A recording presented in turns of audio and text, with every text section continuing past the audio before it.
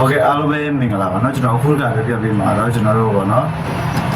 USB ပေါ့เนาะ USB ကတ်လို့လေးရနေတော့ bootable stick ပေါ့เนาะWindows တင်တဲ့ Windows ကတ်ပေါ့เนาะဘယ်လိုလုပ်လဲဆိုတော့ကျွန်တော်ပြောပြပေးမှာဖြစ်ပါတယ်ပေါ့เนาะကျွန်တော်အခု bootable stick လုပ်ပြမှာတော့ကျွန်တော် Windows 11ပါเนาะ Windows 11 bootable stick လုပ်ပြမှာပါအရင်တော့လုပ်ပါဆိုကျွန်တော်ဒီမှာပေါ့เนาะ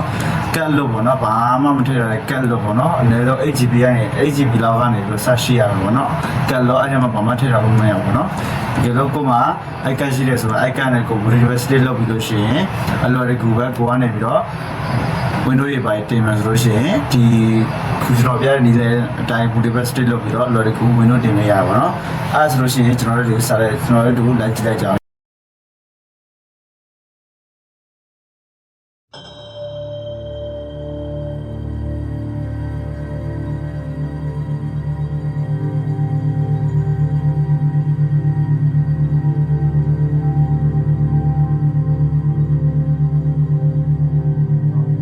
Windows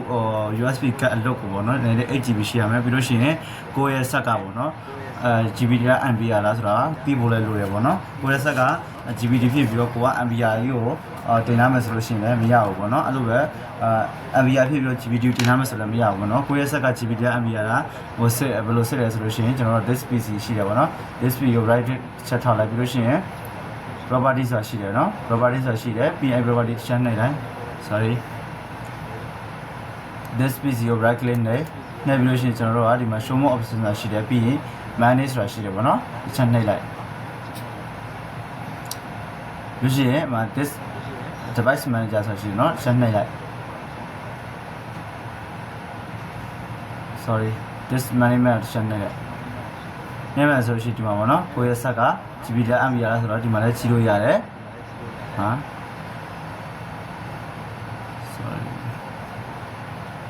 ဒီမှာနော်ကိုယ့်ရဲ့ဆက်ကိုဒီမှာ right click တစ်ချက်နှိပ်လိုက်နှိပ်ပြီး property ဆိုတာရှိတယ် property တစ်ချက်နှိပ်လိုက်ပါနော်ဒီမှာ UEFI ဒီမှာလည်းပေါ်တယ်ပြီးလို့ရှိရင်ဒီမှာ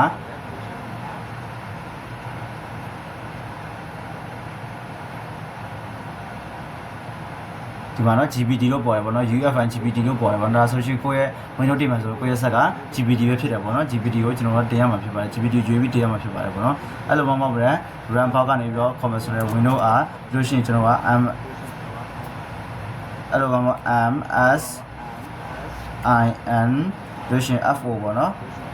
FO32 လို့ရရှာလိုက်ပေါ့နော်လို့ရှိရင်အနာခါလိုက်ပေါ့နော်အနာခါပြီဆိုလို့ရှိရင်ဒီမှာကျွန်တော်တို့မှာဟိုသူ processor ထဲမှာလည်းသူဒီမှာကြီးလို့ရတယ်ပေါ့နော်အဲဒီမှာ UEFI ပေါ့နော် bio mode မှာ UEFI လို့သူရေးထားရပေါ့နော် UEFI ဆိုလို့ရှိရင် GBD ပေါ့နော်အဲ့လိုလည်းကြီးလို့ရတယ်ပေါ့နော်အဲဆိုလို့ရှိရင်ကျွန်တော်တို့ကကိုယ်ခရုံးထဲသွားမယ်သွားပြီးလို့ရှိရင်ကျွန်တော်တို့ကရိုက်ရှာမှာက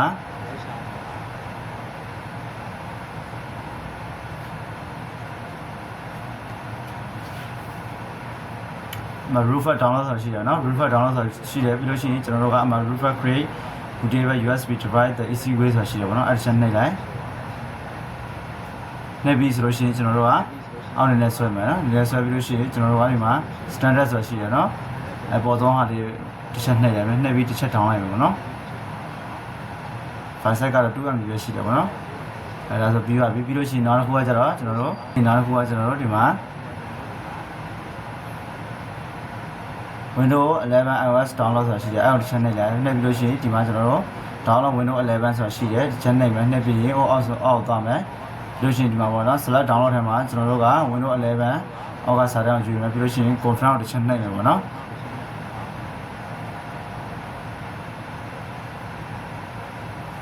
နှိပ်ပြီးဆိုလို့ရှိရင်ကျွန်တော်တို့ဘာသာစကားရွေးမှာပေါ့နော် English International ရွေးမယ်ပြီး confirm တစ်ချက်ပြန်နှိပ်မယ်နေပြီးဆိုလို့ရှိရင်ဒီမှာ64 bit ပေါ့နော် Windows 11ဆိုလို့ကျွန်တော်64 bit ကိုရွေးမယ်ပြီးအမှ download လုပ်ရမယ်နော်ဒီအပြည့်အောင်တော့တစ်ချက်စောင့်မယ်ပေါ့နော်ဒါနည်းနည်းကြာတယ်ပေါ့နော်ဒါ 554GB ရှိတဲ့အတွက်ဒါနည်းနည်းကြာတယ်ပေါ့နော်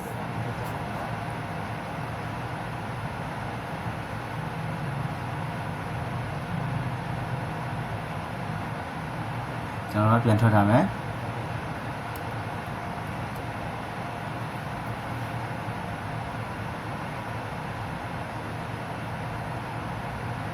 ဒါပြအောင်တစ်ချက်ဆောင်းနေမယ်နော်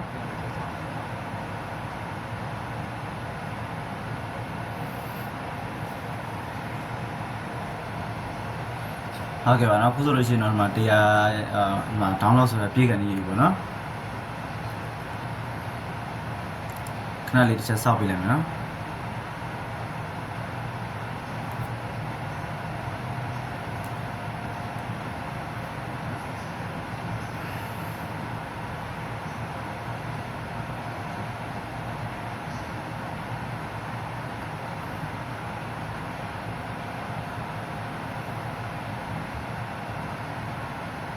ဟုတ်ကဲ့အဲ့ဒါဆိုပြေးပါပြီเนาะပြေးပါဆိုကျွန်တော်ချက်ထွက်လိုက်မယ်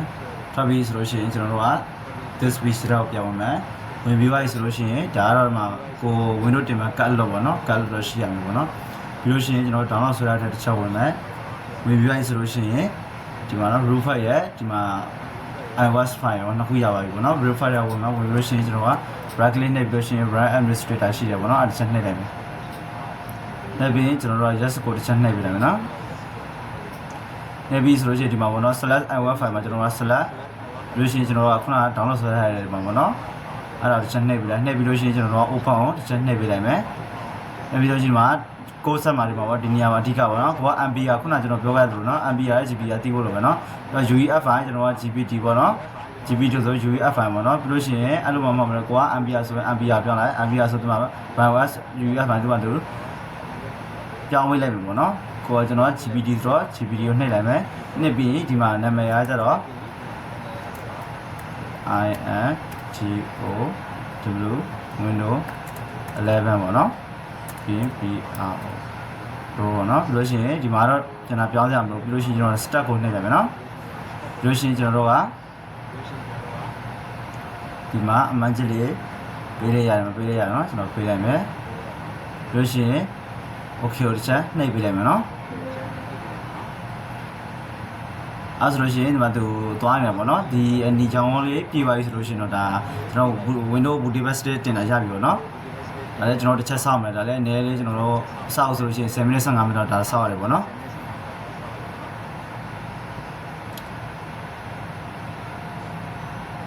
ဒါတရားရကတော့ပြင်အောင်လို့စောင့်ရတယ်ပေါ့နော်စိတ်ရှည်ဖို့တော့လိုတယ်ဗျ